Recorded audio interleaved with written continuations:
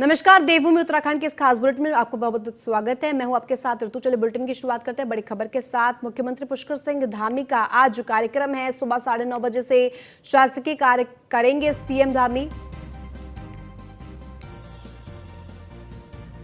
सुबह 11 बजे मत्स्य विभाग की समीक्षा बैठक करते हुए दिखाई देंगे। दोपहर 3:30 बजे एनडीएमए के अधिकारियों के साथ मुलाकात करते हुए दिखाई देंगे। शाम 5 बजे विचार श्रृंखला में वैज्ञानिकों से भी संवाद करेंगे सीएम पुष्कर सिंह धामी। ये तमाम जो कार्यक्रम उनके प्रस्तावित दोपहर 3:30 बजे एनडीएमए के अधिकारियों के साथ मुलाकात करते हुए दिखाई देंगे। एक के बाद एक उनकी मुलाकातें और अलर्ट मोड पर मुख्यमंत्री पुष्कर सिंह धामी आज उनके तमाम कार्यक्रमों की जानकारी हम आप तक पहुंचा रहे हैं। सुबह 9:30 बजे से शासकीय कार्य करेंगे सीएम पुष्कर सिंह धामी। 11 बजे मत्स्य विभाग की समीक्षा बैठक लेते हुए दिखाई देंगे।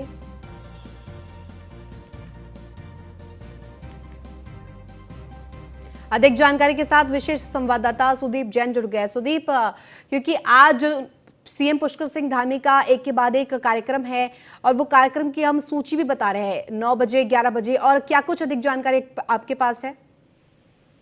देखिए, मुख्यमंत्री पुष्कर सिंह धामी आज 11 बजे पहले पहुंचेंगे जी। सबसे पहले मत्स्य विभाग की समीक्षा बैठक करेंगे और इसके बाद सबसे महत्वपूर्ण एनडीएमए यानी नेशनल डिजास्टर मैनेजमेंट अथॉरिटी के अधिकारी जो दिल्ली से आ रहे हैं उनसे उनकी मुलाकात होगी। ये मुलाकात इसलिए भी महत्वपूर्ण है क्योंकि जोशीमठ में जिस प्रकार से भूधसाव हो रहा है, कर्णप्रयाग में भी भूधसाव की बातें सामने आ रही है, तो इस पर मुख्यमंत्री अफसरों के साथ बैठकर चर्चा वार्ता विमर्श करेंगे कि आगे किस प्रकार से कार्रवाई की जाए और क्या एक्शन प्लान होना चाहिए। सुदीप, एक के बाद एक उनकी आज समीक्षा बैठकें हैं, तो क्या कुछ इसके मायने अलर्ट मोड पर मुख्यमंत्री पुष्कर सिंह धामी कार्य कर रहे हैं इस वक्त?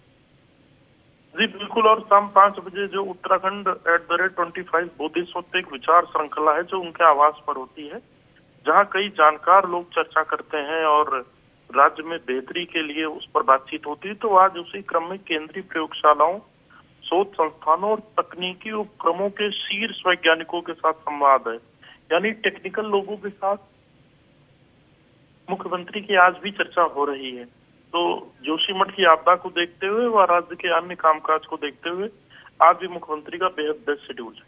ठीक है, बहुत बहुत शुक्रिया तमाम जानकारी के लिए सुदीप। वही जोशीमठ में भूधसाव का मामला प्रधानमंत्री कार्यालय तक पहुंच गया है। वही जोशीमठ पीठ के शंकराचार्य स्वामी अविमुक्तेश्वरानंद महाराज ने इस मामले में सुप्रीम कोर्ट में जनहित याचिका दायर भी की है।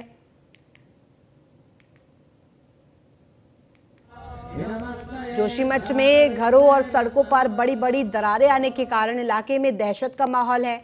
मामले के संज्ञान में आने के बाद सभी तरह के विकास कार्यों पर अविलंब रोक लगा दी गई है। वहीं एक कार्यक्रम के दौरान सीएम पुष्कर सिंह धामी को प्रधानमंत्री नरेंद्र मोदी ने फोन किया और फोन पर बात कर जोशीमठ में चल रहे राहत बचाव कार्यों के बारे में भी जानकारी ली है और प्रदेश सरकार को हर संभव मदद देने का आश्वासन दिया है। एक कार्यक्रम के दौरान प्रधानमंत्री नरेंद्र मोदी ने विस्तार पूर्वक मुख्यमंत्री से जोशीमठ में हो रहे भूधसाव को लेकर चर्चा भी की है।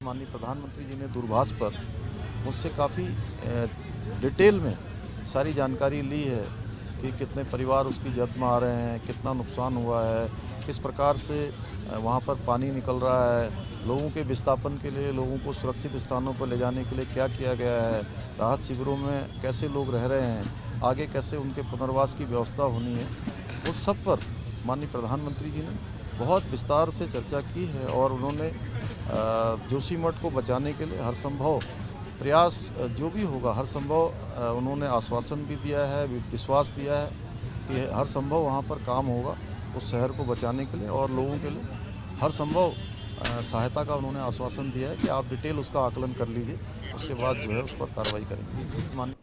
वहीं जोशीमठ में भू धसाव का मामला सामने आया। जोशीमठ राहत बचाव काम के लिए 6 तहसीलदार किए गए हैं अटैच। आपको बता दें कि कमिश्नर गढ़वाल सुशील कुमार ने ये आदेश दिए। ये बड़ी खबर आप तक पहुंचा रहे हैं, जहां पर कमिश्नर गढ़वाल सुशील कुमार ने ये बड़े आदेश दिए हैं। तहसीलदार अटैच किए गए हैं और संख्या अगर आपको बता दें 6 तहसीलदार अटैच किए गए हैं जोशीमठ राहत बचाव कार्य के लिए।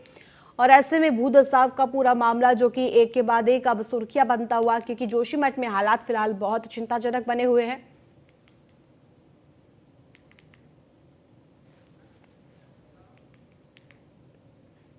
उत्तराखंड के जोशीमठ में जमीन दरकने से सैकड़ों घरों, होटलों और अन्य प्रतिष्ठानों में बड़ी दरारें पड़ गई हैं। इस स्थिति के उपरांत वहां हालात चिंताजनक बने हुए हैं। केंद्र सरकार हालात पर नजर बनाए हुए हैं। इस विषय पर प्रधानमंत्री कार्यालय में एक महत्वपूर्ण बैठक हुई। प्रधानमंत्री के प्रधान सचिव डॉक्टर PK मिश्रा ने PMO में कैबिनेट सचिव और भारत सरकार के वरिष्ठ अधिकारियों और राष्ट्रीय आपदा प्रबंधन प्राधिकरण के सदस्यों के साथ जोशीमठ के हालात को लेकर एक उच्च स्तरीय समीक्षा बैठक की। ग्राउंड जीरो पर मौजूद जोशीमठ के जिला पदाधिकारी इस समीक्षा बैठक में वीडियो कॉन्फ्रेंस के जरिए शामिल हुए।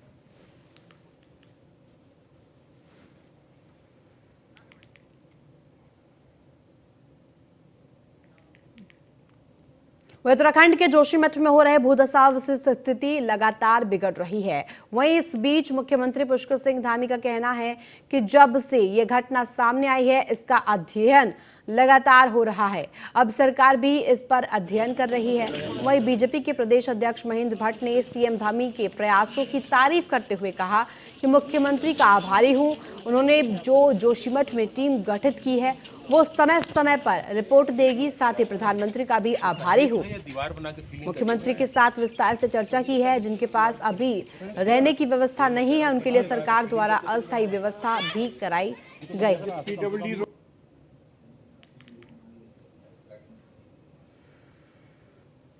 ऐसा प्रतीत हो रहा है कि बहुत व्यापक स्तर पर भूगर्भीय सर्वे के माध्यम से और बाकी कैसे उस शहर को बचाया जाए। तो मैं मुख्यमंत्री का आभारी हूं कि आपने एक टीम उसके लिए गठित की है और केंद्रीय टीम भी संभवतः जोशीमठ जाएगी। इसके साथ साथ तत्काल जो वहाँ आवश्यकता है, वो जो लोग प्रभावित हैं, जिनके आवास क्षतिग्रस्त हो, रहने योग्य नहीं है, उनको अभी अस्थायी व्यवस्था सरकार द्वारा वहाँ की गई है। लेकिन बहुत जल्दी पुनर्वास की दृष्टि से भी कौन कौन सी जमीन किस स्थान पर उनको दी जा सकती है, उस पर भी मंथन चल रहा है। और मैं लगातार माननीय मुख्यमंत्री जी, हमारे शासन के जो अधिकारी हैं, उनके द्वारा जो वहाँ से जो हमारे सामने सारे तथ्य आ रहे हैं, उन तथ्यों पर चर्चा कर रहे हैं। ये घटना सामने आई है और इसका पूरी तरह से अध्ययन हो रहा है, हर प्रकार से अध्ययन हो रहा है। और हम भी इस पर अध्ययन कर रहे हैं कि जितने भी हमारे ऐसे शहर हैं जो पहाड़ों में हैं, रॉक पर हैं, पहाड़ों पर हैं, उनकी धारण क्षमता कितनी है, क्या वो अपनी धारण क्षमता पूर्ण तो नहीं कर चुके हैं अभी तक। और अगर धारण क्षमता पूर्ण कर चुके हैं तो निश्चित रूप से उस पर एक सुनियोजित तरीके से जिस प्रकार का व्यवस्थित एक रोक होती है, वो व्यवस्थित रोक हम लगाने का काम करेंगे। ये घटना वहीं जोशीमठ के दौरे से लौटने के बाद मुख्यमंत्री पुष्कर सिंह धामी ने देहरादून सचिवालय आपदा कंट्रोल में मामले की गंभीरता को देखते हुए समझने के लिए अधिकारियों के साथ औचक समीक्षा बैठक की। इस वक्त जोशीमठ के अस्तित्व के ऊपर गहरा संकट मंडरा रहा है। जिस तरह की दशा दूसरे जगहों पर है, दरारें जोशीमठ में देखने को मिल रही है, उससे यह तो साफ होता है कि लोग अपना घर छोड़कर किसी दूसरी जगह रहने के लिए मजबूर है। आपको बता दें कि स्थानीय लोगों को सरकार द्वारा विस्थापित करने का भी कार्य शुरू कर दिया गया है। वहीं सरकार द्वारा बनाए गए रिलीफ सेंटरों में इस वक्त जोशीमठ के कई परिवार रह रहे हैं।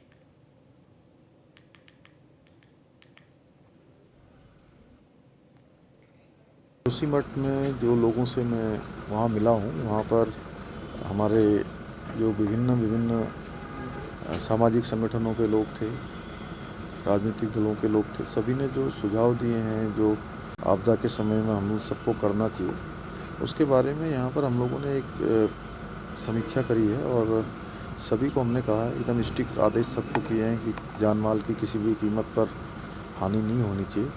सबको इस ठंड के मौसम में जिनको प्रभावित क्षेत्र से रेस्क्यू किया जा रहा है या उनको अन्यत्र कहीं स्थानांतरित किया जा रहा है, उनको किसी भी प्रकार की परेशानी नहीं होनी चाहिए।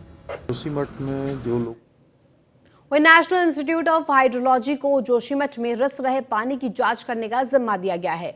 वह पानी के मूल स्रोत का पता लगाया जाएगा। जोशीमठ की वहन क्षमता की तकनीकी अध्ययन की जाएगी। IIT रुड़की इसके लिए अपनी टीम अध्ययन के लिए भेजेगा। टीम पता लगाएगी कि वास्तव में नगर की वहन क्षमता कितनी होनी चाहिए। वही मिट्टी की पकड़ भूषण को जानने के लिए विस्तृत भू तकनीकी जांच भी की जाएगी। जरूरत पड़ने पर नींव की रेट्रोफिटिंग का भी अध्ययन होगा। ये काम IIT रुड़की करेगा। समिति का मानना है कि जियोफिजिकल स्टडी का नेचर जानना जरूरी है। ये काम वादिया हिमालय भूविज्ञान संस्थान को दिया जाएगा।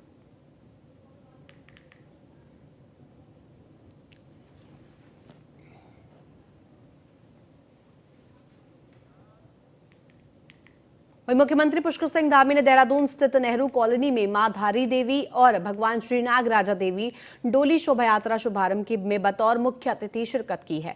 आपको बता दें कि उत्तराखंड, उत्तर प्रदेश, हरियाणा, मध्य प्रदेश और दिल्ली जैसे राज्यों से होकर ये शोभा यात्रा गुजरेगी, जो कि 21 दिन तक बदस्तूर जारी रहेगी। मिली जानकारी के अनुसार 42 पड़ावों पर क्षेत्रवासी शोभा यात्रा का भव्य स्वागत भी करेगा। इस बीच यात्रा में धार्मिक और सामाजिक संस्थाओं के लोग भी जुड़ते रहेंगे। गौरतलब है कि इस शोभा यात्रा में मुख्यमंत्री पुष्कर सिंह धामी समेत Dehradun mayor Sunil Uniyal Gama, DGP Ashok Kumar, BJP विधायक ब्रजभूषण गैरोला, महामंडलेश्वर स्वामी गिरी, ललितानंद भी मौजूद रहे। साहिबाबाद, गाजियाबाद, उसके बाद दिल्ली से फिर फरीदाबाद। माँ धारी देवी और सेम मुखेम नागरजा की आज ये जो हमारी डोली है, आज यहाँ पर यहाँ पर इसका शुभारंभ हुआ। पंडित सुंदरयाल जी पिछले 8-9 वर्षों से देश के जो प्रमुख तीर्थ स्थान हमारे हैं वहाँ पर ये डोली जाती है। और आज आपने यहाँ पे देखा, आदरणीय मुख्यमंत्री जी भी यहाँ पे आए और हमारे विधायक जी थे, मेयर साहब थे, सभी लोग यहाँ पे आए। बहुत दर्शक, बहुत हमारे जो श्रद्धालु लोग हैं माँ भगवती की डोली के दर्शन करने के लिए आए हैं।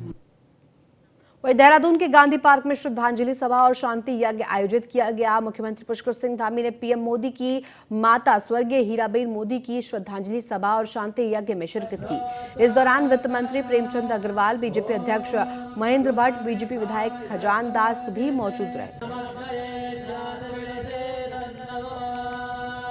दूसरी संविदा ले लेंगे। दीपक में जलाकर आराम से। वह हरिद्वार में प्रधानमंत्री नरेंद्र मोदी की मां हीराबेन की अस्थियां आज कल विधि विधान के साथ गंगा में विसर्जित की गई थी। प्रधानमंत्री नरेंद्र मोदी के भाई पंकज मोदी ने परिजनों के साथ हरिद्वार पहुंचकर गंगा में मां हीराबेन की अस्थियां विसर्जित की। हरिद्वार में VIP घाट पर बिल्कुल साधारण तरीके से संपन्न हुआ अस्थि विसर्जन का पूरा कार्यक्रम और कल वैदिक मंत्रोच्चारण और विधि विधान के साथ गंगा में अस्थियां प्रवाहित की गई। बता दें कि PM मोदी की मां का निधन 31 दिसंबर को अहमदाबाद के अस्पताल में हुआ था।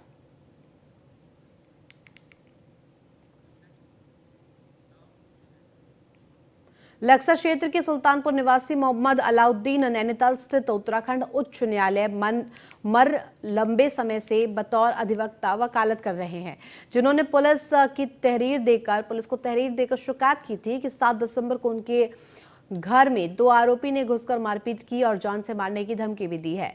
बता दें कि अधिवक्ता की शिकायत के मुताबिक उन्हें शारीरिक रूप से चोटिल भी किया गया है, जिसके बाद मेडिकल परीक्षण कराकर पुलिस को उनके द्वारा तहरीर दी गई, जिसका संज्ञान लेकर पुलिस ने दोनों हमलावर आरोपियों के खिलाफ नामजद मुकदमा दर्ज कर लिया गया है।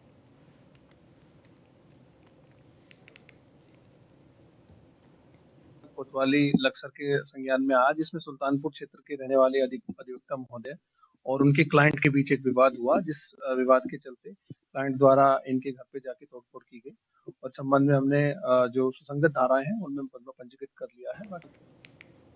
वहीं नैनीताल के वरिष्ठ पुलिस अधीक्षक के निर्देशन में पुलिस ने नशे के खिलाफ अभियान चलाया, जिसके तहत पुलिस ने नशे से दूर रखने, नाबालिग को वाहन न देने और महिला सुरक्षा के प्रति लोगों को जागरूक किया। वहीं इसी क्रम में थानाध्यक्ष नंदन सिंह रावत के निर्देश में उप निरीक्षक गगनदीप सिंह ने लोगों से अपने बच्चों, को नशे से दूर रखने की नसीहत देते हुए महिला सुरक्षा के बारे में भी बताया। इस दौरान उन्होंने महिलाओं को अपने मोबाइल में उत्तराखंड पुलिस ऐप डाउनलोड करने और उस पर शिकायत दर्ज करने की सलाह भी दी।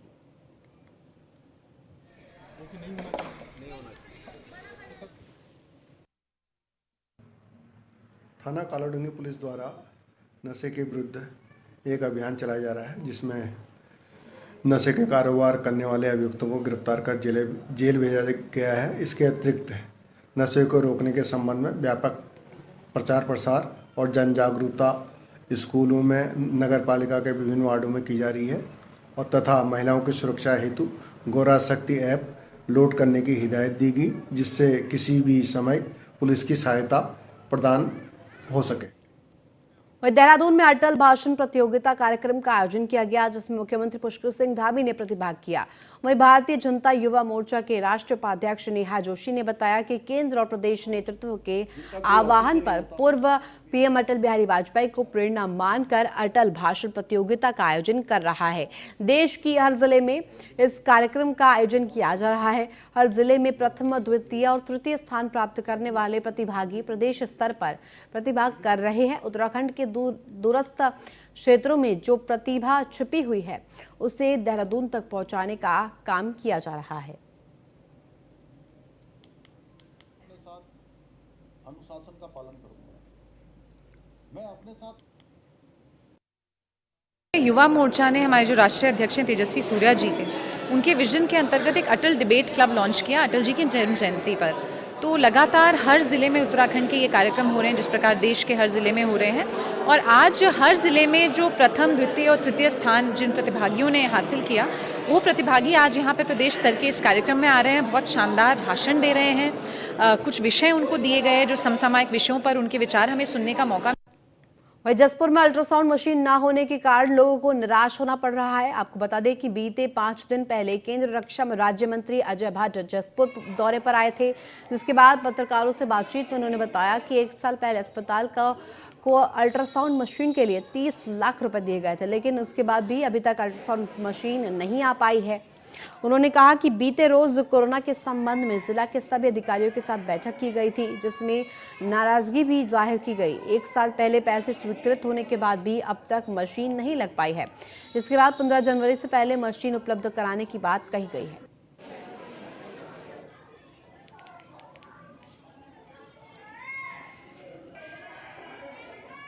29 या 30 लाख रुपए मैंने यहाँ पर अल्ट्रासाउंड मशीन के लिए दिए थे 1 साल पहले। वो अभी तक नहीं आया। 3 दिन पहले मैंने कोरोना का यहाँ पर ब्रीफिंग ली थी। पूरे अधिकारी, डीएम, एसएसपी और सीएमओ सारे डॉक्टर्स बुलाए थे। तो उस दिन मैंने नाराज़गी भी जाहिर करी कि 1-1.5 साल हो गया है, 30 लाख रुपए मैंने दिए हैं, अभी तक नहीं हुआ है। उन्होंने कह रखा है कि 15 तारीख से पहले हम उसको आपको उपलब्ध कराएंगे। डॉक्टर भी उपलब्ध करा दिया है उसके लिए। 3 दिन यहाँ बैठेगा, 3 दिन बाजपुर बैठेगा। इस तरह से मैं व्यवस्था करा रहा हूँ। उत्तराखंड के वित्त मंत्री प्रेमचंद अग्रवाल ने जानकारी देते हुए बताया कि मेरे विभाग से जुड़े जो प्रोजेक्ट है उनमें बड़ी तेजी से कार्य चल रहा है। मेट्रो की हम उत्तराखंड वासियों को 2023 के अंदर ही सौगात देंगे और ये देश पहली न्यू प्रोजेक्ट शुरू हो रही है। इसके साथ साथ हरिद्वार से ऋषिकेश और ऋषिकेश से लेकर देहरादून मेट्रो का प्रोजेक्ट की डीपीआर भी तैयार हो चुकी है और साथ ही आईएसबीटी को लेकर भी नीलकंठ तक रोपवे का काम भी डीपीआर तैयार हो चुका है। बहुत जल्द सभी योजनाओं पर कार्य शुरू हो जाएगा और उसके साथ ही हरिद्वार दीनदयाल पार्क से लेकर चंडीपुल तक भी रोपवे पर भी जल्द कार्य शुरू किया जाएगा।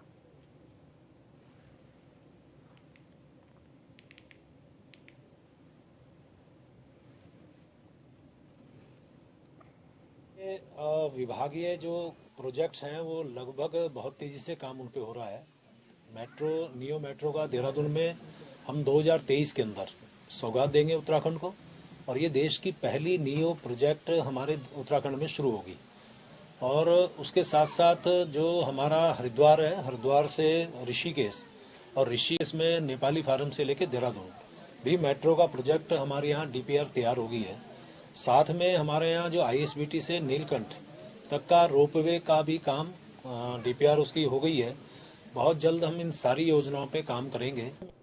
लक्सर से बड़ी खबर सामने आ रही है, जहां शिक्षा विभाग में फर्जी प्रमाण पत्रों के आधार पर सरकारी नौकरी हथियाने वाले चर्चित प्रकरण में दोनों शातिर अपराधियों की जमानत याचिका को खारिज कर दिया गया है। दरअसल मुरादाबाद और बिजनौर में मिले दो युवक ने फर्जी दस्तावेजों के आधार पर सरकारी नौकरी में नियुक्ति पाली थी, जिसके बाद एसआईटी गठन के पश्चात ही दोनों अभियुक्तों के खिलाफ जांच में सारा फर्जीवाड़ा खुलकर सामने आ चुका था।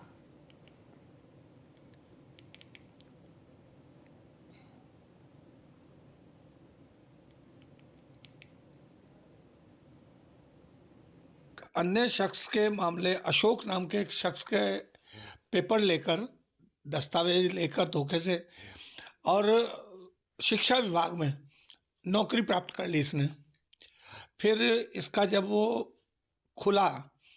बात खुली तो फिर वहाँ पर इसके खिलाफ एफआईआर दर्ज हुई। एसआईटी ने जांच की और जांच करने के बाद चार्जशीट भी माननीय न्यायालय में लगा दी है ये आरोप लगाते हुए। तो आज उसमें बेल की सुनवाई थी। अन्य हरिद्वार के जूस कंटी स्थित स्कूल में लाखों की चोरी का पुलिस ने खुलासा कर दिया है। बता दें कि इस मामले में पुलिस ने स्कूल के पूर्व ड्राइवर सहित एक आरोपी को रानीपुर झाल से गिरफ्तार किया है। वहीं पकड़े गए आरोपी आनंद और मनोज के कब्जे से लेकर 5.25 लाख कैश और चोरी की बाइक बरामद की है। वहीं इस पर पूरे मामले पर एसपी सिटी स्वतंत्र कुमार का कहना है कि जूस कंट्री में विजडम स्कूल के प्रबंधक यूसी जैन द्वारा पुलिस को शिकायत दी गई थी, जिसके बाद पुलिस ने मामले में तुरंत मुकदमा दर्ज कर कार्रवाई की मांग की।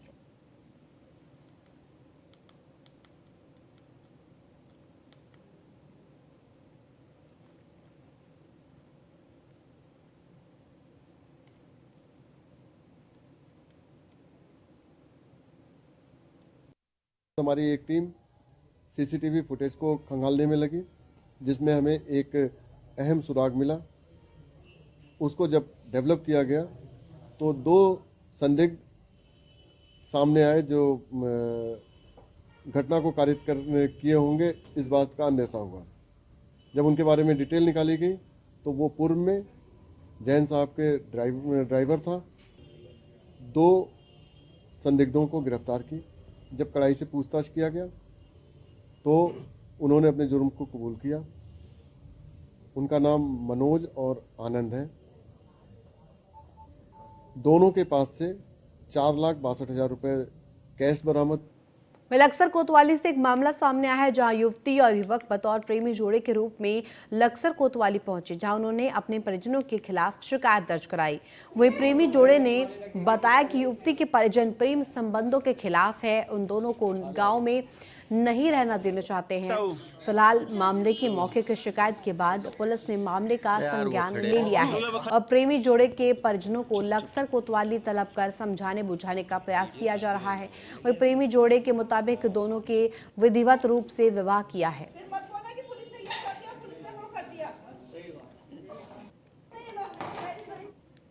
कोतवाली आप आए हो और क्या नाम, मैंने तो शादी कर रखी। मैं सुरक्षा लेना चाहती हूँ आपसे। मेरी सुरक्षा के साथ रहना, इनके साथ रहना। क्या दिक्कत हो रही है? मेरे माँ बाप मेरे मारना चाह रहे हैं मुझे। हम कह रहे खत्म करेंगे न कोर्ट मारी रखा दोनों ने। हम दोनों के साथ रहना चाहते हैं। और जी जो इसके घर वाले ना मेरी पत्नी के, वे हमें मारना चाह रहे हैं, मारने की धमकी देना चाह रहे हैं। इनको हम इन्हें मारेंगे कि रहने देने। तो फिलहाल देवभूमि उत्तराखंड के इस खास बुलेटिन में बस इतना ही। आप देखते रहिए न्यूज़ 1 इंडिया।